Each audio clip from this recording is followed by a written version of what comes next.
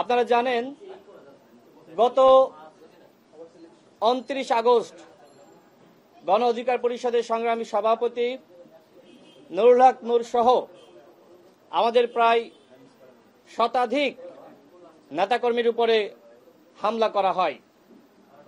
সেনাবাহিনীর কতিপয় সদস্য এবং পুলিশের কতিপয় সদস্য এই ধরনের ঘটনা ঘটায়। আমাদের কার্যালয়ের সামনে যে ন্যাক্কারজনক হামলা হয়েছে সেই হামলা আপনারা সকলেই প্রত্যক্ষ করেছেন। শুধুমাত্র আমাদের কার্যালয়ের সামনেই নয়, আমাদের এই গণ অধিকার পরিষদের কার্যালয়ের ভিতরে ঢুকে আমাদের নেতৃবৃন্দকে রক্তাক্ত করা হয়েছে। যারা বাথরুমের ভিতরে আশ্রয় নিয়েছিল তাদেরকে রক্তাক্ত করা হয়েছে দরজা ভেঙ্গে ভেঙ্গে। এটা আসলে কিসের আলামত? সেই ঘটনার প্রেক্ষিতে অন্তর্বর্তীকালীন সরকারের পক্ষ থেকে একটি তদন্ত কমিশন গঠিত হয়। দুঃখের সাথে বলতে হয়, এখনো পর্যন্ত আমরা জানি না যে এই তদন্ত কমিশন কাজ করছে কি করছে না। তথ্যপত্র সংগ্রহের জন্য বা আমাদের বক্তব্য জানার জন্য এখনো পর্যন্ত সেই তদন্ত কমিশনের পক্ষ থেকে গণ অধিকার পরিষদের সাথে যোগাযোগ করা হয়নি। তাহলে কি হচ্ছে? 30 দিনের সময় দেওয়া হয়েছে, ইতিমধ্যে আর মাত্র কয়েকদিন বাকি আছে। তাহলে কি এই তদন্ত কমিশন আবারও বলবে আমাদের সময় লাগবে? এইভাবে কি তারা কালক্ষেপণ করতে চায়? এটি অত্যন্ত অনাকাঙ্ক্ষিত। একটি দলের প্রধানের উপরে এই ধরনের ঘটনা ঘটলো, রক্তাক্ত করা হলো, প্রধান উপদেষ্টার পক্ষ থেকে দায়সারা বক্তব্য দেওয়া হলো, প্রতিবাদ জানানো হলো। পৃথিবীর ইতিহাসে কোথাও দেখাতে পারবেন না এইভাবে একটি রাজনৈতিক দলের প্রধানের উপরে হামলার পরে সরকারের পক্ষ থেকে নিন্দা জ্ঞাপন করা হয়।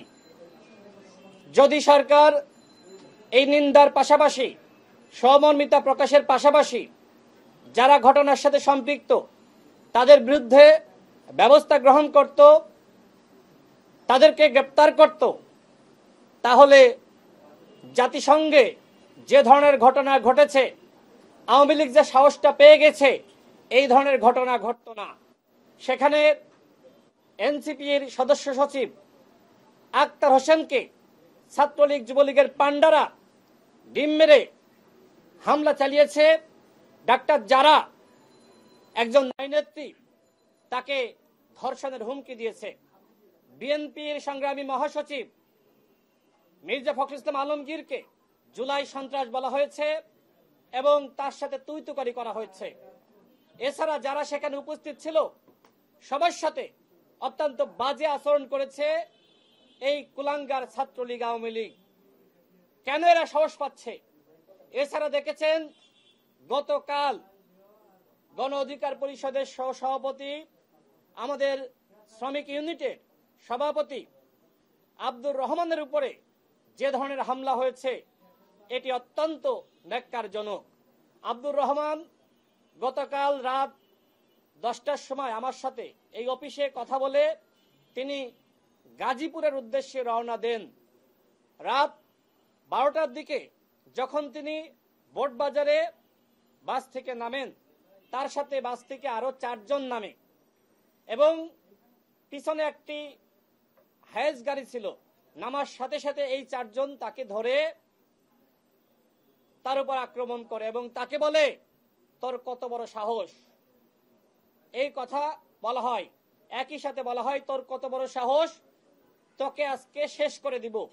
এটি বলার পরে মারতে মারতে একটি হায়েস গাড়ির মধ্যে তাকে ঢুকানো হয়। আব্দুর রহমান তিনি ধস্তাধস্তি করে আত্মরক্ষার চেষ্টা করেন। পিছনে আরো অনেকগুলো গাড়ি আসছিল, যে কারণে তারা তাড়াহুড়া করে হায়েস গাড়ি ছেড়ে দেয়, কিন্তু আব্দুর রহমানের পা পুরোপুরি গাড়ির ভিতরে ঢোকানো সম্ভবপর হয়নি। ওই অবস্থায় গাড়ি চালানো শুরু করে, যে কারণে রাস্তায় পিচের আঘাতে তার কয়েকটি নখ ক্ষতিগ্রস্ত হয়েছে, তার পিছনে, মাথার পিছনে 13টি শিলায় লেগেছে। যখন গাড়ি চলছে, পিছনে একটি পুলিশের গাড়ি, আব্দুর রহমান চিৎকার করছে।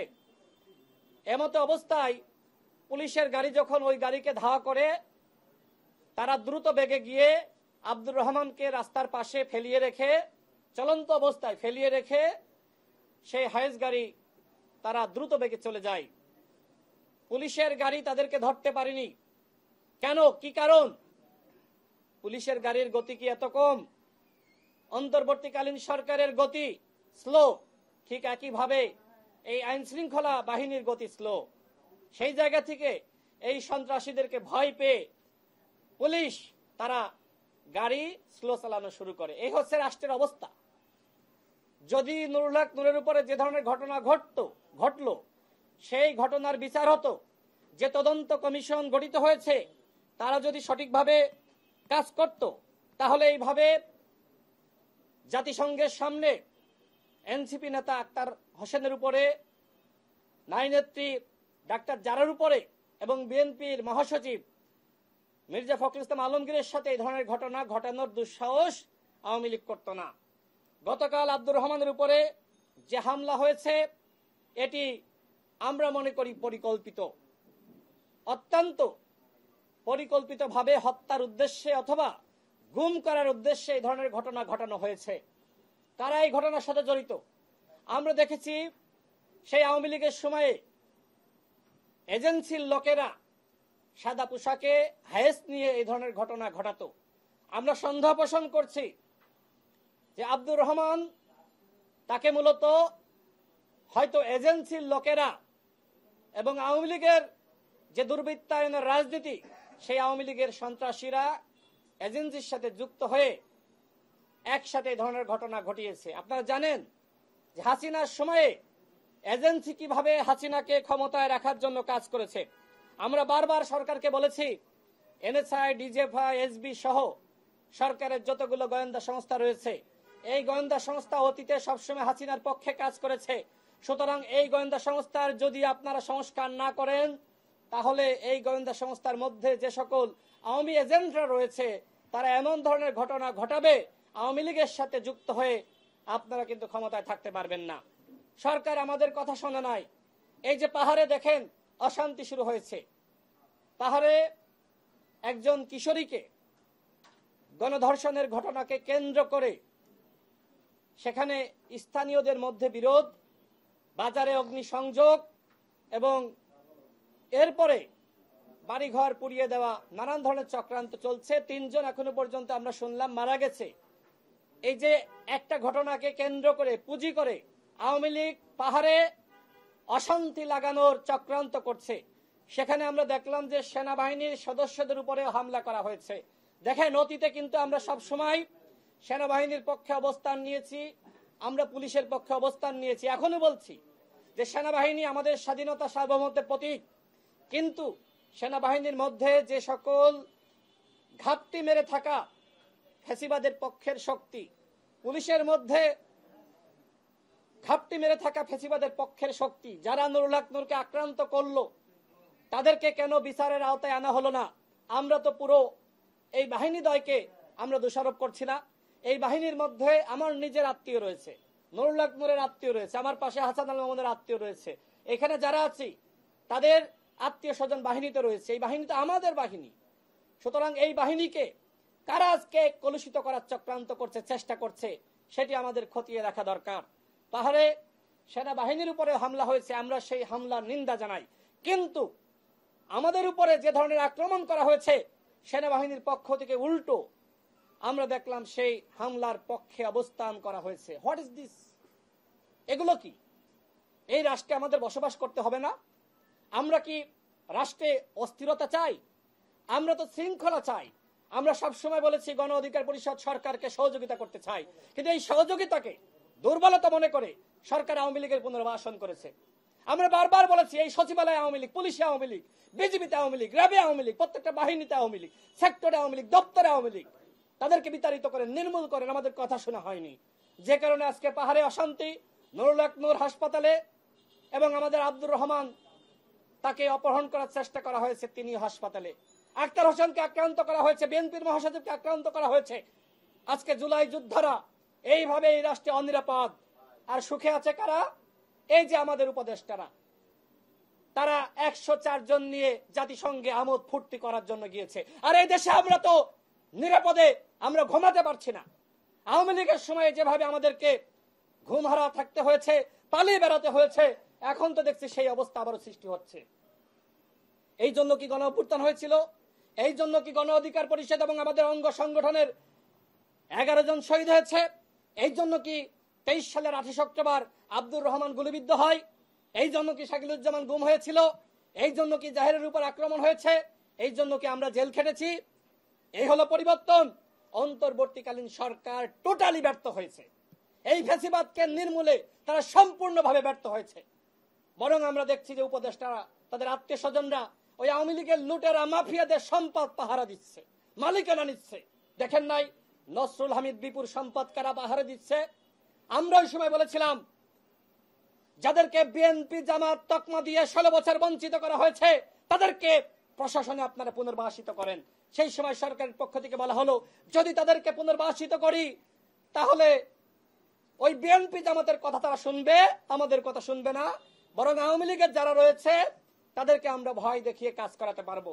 অথচ অন্তর্বর্তীকালীন সরকারের মাননীয় তথ্য উপদেষ্টা গতকাল বললেন যে বিএনপি জামাত নাকি প্রশাসনের সব ভাগ করে নিয়েছে, ডিসি ভিসি এসপি সব ভাগ করে নিয়েছে। জনগণের ভাগ কোথায়? এই কথা বলার আগে মাহফুজ আলমের পদত্যাগ করা দরকার ছিল। দায়িত্ব নিয়েছেন, পালন করতে পারবেন না, ফ্যাসিবাদের নির্মূল করতে পারবেন না, বিএনপি জামাতের উপর দায় দিয়ে আপনারা পার পেয়ে যাবেন। যদি এই দেশে আবারও আওয়ামী লীগ ফিরে আসে, তার জন্য দায়ী থাকবে ডক্টর মোহাম্মদ ইউনূস এবং তার উপদেষ্টা পরিষদ। আমরা বারবার বলেছি, আমাদের কথা শোনা হয়নি। আমি সর্বশেষ বলতে চাই, সামনে নির্বাচন। আমাদের প্রতিবেশী রাষ্ট্র ভারত এবং আওয়ামী লীগ মিলে নির্বাচনকে বানচাল করার চক্রান্ত করছে। নুরুল হক নূর সহ আক্তার হোসেন, আব্দুর রহমান, বিএনপির মহাসচিব এবং এর আগে হাসনাতের উপর হামলা হয়েছিল। এই যে হামলাগুলো হচ্ছে, এর একমাত্র কারণ হলো দেশকে আনস্টেবল করা, দেশে আরেকটি 11 ফিরিয়ে আনা এবং এই সরকারকে ব্যর্থ করা, যাতে করে এই সরকার কোনোভাবে নির্বাচন না করতে পারে। এগুলো আপনারা মনে করছেন এমনি এমনি। আজকে নুরুল হক নূর অন্যান্য দলের প্রধান নেতাদের উদ্দেশ্যে বলতে চাই, আপনারা নিরাপদ? আমি প্রশ্ন করছি, আপনারা নিরাপদ? এর আগে বিএনপির ভারপ্রাপ্ত চেয়ারম্যান জনাব তারেক রহমানের মেরুদণ্ড ভেঙে দেওয়া হয়েছিল, তিনি এখন লন্ডনে দীর্ঘ সময় নির্বাসিত থেকেছেন। এই দেশে খালেদা জিয়াকে গ্রেপ্তার করা হয়েছিল, তিনিও দীর্ঘ সময় কারাগারে ছিলেন। এই দেশে যারা যখন অন্যায়ের বিপক্ষে দাঁড়িয়েছে তাদের উপর হামলা করা হয়েছে, আমাদের অসংখ্য নেতৃবৃন্দের উপর হামলা করা হয়েছে। 18 সালের কোটা সংস্কার আন্দোলনের সময় আমাদেরকে নানানভাবে অফার দেওয়া হয়, তারপরেও কিন্তু আমরা সেই অফারে মাথা নত করি নাই। সেই 18 সালের কোটা সংস্কার আন্দোলন বাংলাদেশে না হলে এদেশে গণ অভ্যুত্থান হতো না। 18 সালের কোটা সংস্কার আন্দোলন এদেশে গণ অভ্যুত্থানের প্রেক্ষাপট রচনা করেছে। নুরুল হক নূর এদেশের গণতন্ত্রের অন্যতম প্রাণ পুরুষ। আজকে তিনি সিঙ্গাপুরে চিকিৎসার জন্য গিয়েছেন। এইভাবে কি মেরে মেরে সিঙ্গাপুরে পাঠাবেন আর দায় সারা প্রতিবাদ জানাবেন? এই জন্য কি আপনাদের ক্ষমতায় বসানো হয়েছে? এদেশে যদি ফেব্রুয়ারি মাসে নির্বাচন না হয়, যে পরিস্থিতি দেখছি, যে অরাজকতা দেখছি, জুলাই যোদ্ধাদের উপর একের পর এক যে হামলা করা হচ্ছে, আমাদের তো মনে হচ্ছে নির্বাচন বানচাল করার চক্রান্ত ভারত এবং আওয়ামী লীগ শুরু করে দিয়েছে। দেখেন এসালম, তারা 2500 কোটি টাকা ইতিমধ্যে নাকি আওয়ামী লীগকে দিয়েছে। এই যে দিনের পর দিন আওয়ামী লীগের মিছিল বড় হচ্ছে, আর আমরা বিপ্লবীরা বিভক্ত হয়ে গিয়েছি। আমরা ক্ষমতার দ্বন্দ্বে কেউ কারোর মুখ দেখতে পাচ্ছি না। কিন্তু এই রাষ্ট্র যদি আমরা টিকিয়ে না রাখতে পারি, যদি ফ্যাসিবাদ বিরোধী ঐক্য আমরা না ধরে রাখতে পারি, বিশ্বাস করেন আওয়ামী লীগ এবং ভারত এদেশের নির্বাচন হতে দিবে না।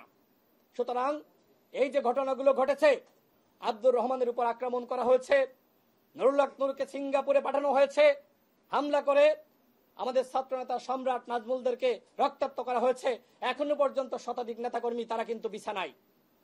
এইভাবে আমাদেরকে দমন করার চেষ্টা করেছিল আওয়ামী লীগ, তারা কিন্তু পারে নাই। এখন যদি কেউ মনে করেন আমাদেরকে দমন করবেন, পারবেন না। কেউ রাজপথে এই ফ্যাসিবাদের বিরুদ্ধে থাকুক আর না থাকুক, এই ফ্যাসিবাদ নির্মূল করার জন্য গণ অধিকার পরিষদ ইনশাআল্লাহ রাজপথে থাকবে। আমি সর্বশেষ বলবো, গতকাল আব্দুর রহমানকে যারা অপহরণ করেছিল, যারা রক্তাক্ত করেছে, তাদেরকে অবশ্যই গ্রেপ্তার করতে হবে। স্বরাষ্ট্র উপদেষ্টা, আপনি এই ঘটনার দায় এড়াতে পারেন না। নুরুল হক নূরের উপর হামলা হয়েছিল, আপনি দায় এড়াতে পারেন না। আপনারা বিপ্লবীদের পক্ষে অবস্থান নিচ্ছেন না, বরং ওই পতিত শক্তি আওয়ামী লীগকে ফিরিয়ে আনার জন্য কাজ করছেন। আজকে জাতীয় পার্টি তারা রাজনীতি করছে, 14 দল রাজনীতি করছে। আওয়ামী লীগ নাকি নির্বাচনে যেতে চায়, স্পষ্ট কথা। আমাদেরকে হামলা করছে, আপনারা যেন মনে করছেন নিরাপদে আছেন, নিরাপদ নয়। আজকে আব্দুর রহমান, আগামীকাল আপনার পালা। আমার আলোচনা এখানেই শেষ। কোনো প্রশ্ন থাকলে উত্তর দিব, না থাকলে শেষ। আপনাদের সকলকে ধন্যবাদ। বিশ্বের সর্বাধুনিক প্রযুক্তিতে প্রস্তুতকৃত Arik silver wash detergent powder 500 গ্রাম মাত্র 70 টাকা। রিমার্ক।